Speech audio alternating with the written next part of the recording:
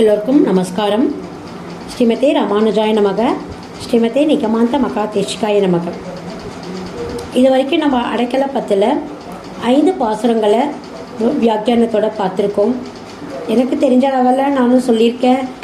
நீங்கள் இதில் இதுவான மாற்றங்கள் வேணும்னா நீங்கள் கமெண்ட் பாக்ஸில் போடலாம். அடுத்த இதில் நான் அதை மாற்றிக்கிறேன். நான் அதுக்கு அப்புறமா இப்போ நம்ம 6வது பாசுரத்தை இப்போ நம்ம பார்க்கலாம். இப்போ 6வது பாசுரத்தில் சதுர்விதி பிரபத்தி அப்படின்னு பேர். சதுர்வித்தினா 4 வகையான சரணாகதிகள். இப்போ 5 அங்கங்களை பார்த்தோம், 4 விதமான நிஷ்டைகளை பார்க்க போகிறோம். எப்படிலாம் நம்ம சரணாகதி பண்ணிக்கிறதுக்கு வழி இருக்குதுன்றத.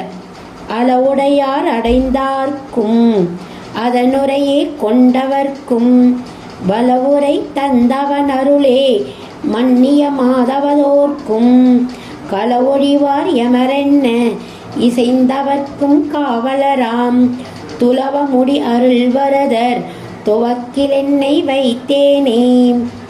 அளவுடையார் அடைந்தார்க்கும், நல்ல ஞானம் அடைந்தவர், நல்ல பக்தி அடைந்தவர், நல்ல பல விஷயங்களை தானாகவே கற்றுக்கொண்டவர் எத்தனையோ பேர் இருக்கா. அப்படிப்பட்டவர்கள் அதனுரையே கொண்டவர்க்கும், ஆச்சாரியர்களுடைய உபதேசத்தையும் காலக்ஷேபங்களையும் திருப்பியும் கேட்டு அதன் மூலமாக தன்னை மாற்றிக்கொண்டவா, தன்னுடைய ஞானத்தை வளர்த்து கொண்டவா. பலவுரை தந்தவன் அருளே, ஆச்சாரியர்களுடைய கதி என்று அவர்களுடைய தன்யன்களை திருப்பி சொல்லி பார்க்குறவா.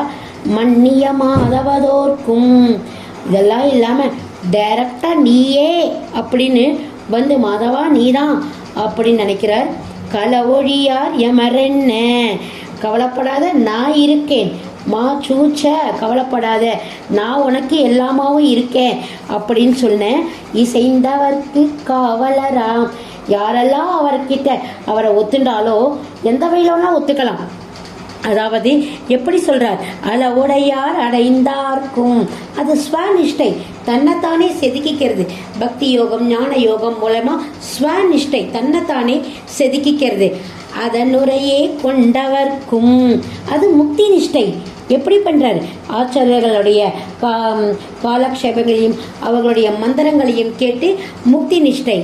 வளவுரை தந்தவன் அருளே, ஆச்சாரியர்களுடைய தனியன்களை சொல்லி அது மட்டும் இல்லாமல் அந்த பாசுரங்களை சொல்லி பரவா ஆச்சாரிய நிஷ்டை. ஆனால் மன்னிய மாதவதோர்க்கும், பகவான் நிஷ்டை பாருங்க, நீயே கதி என்று களவொழிவார் எமரென்ன.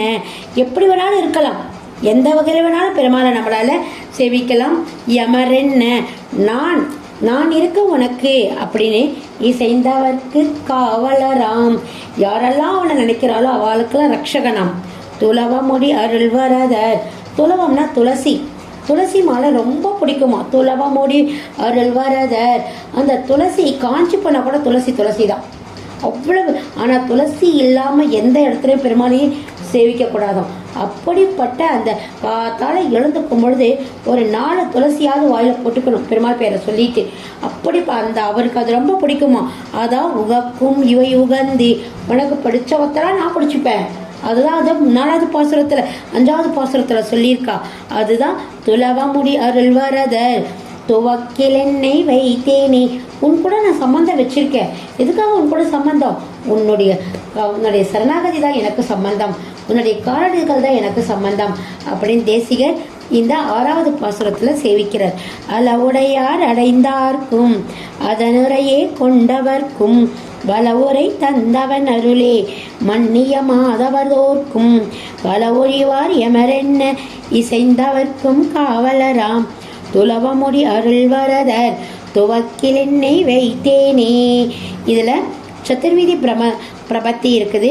அதாவது ஸ்வநிஷ்டை, முக்தி நிஷ்டை, ஆச்சாரிய நிஷ்டை, பகவத் நிஷ்டை, 4 நிஷ்டைகளை இதில் கொண்டு வர, 4 வகையான சரணாகதிகளை இதில் கொண்டு வர. அவருடைய அந்த சரணாகதியை நாமும் ஒவ்வொரு வாட்டியும் அனுபவிக்கலாம், சேவிக்கலாம். மிக்க நன்றி.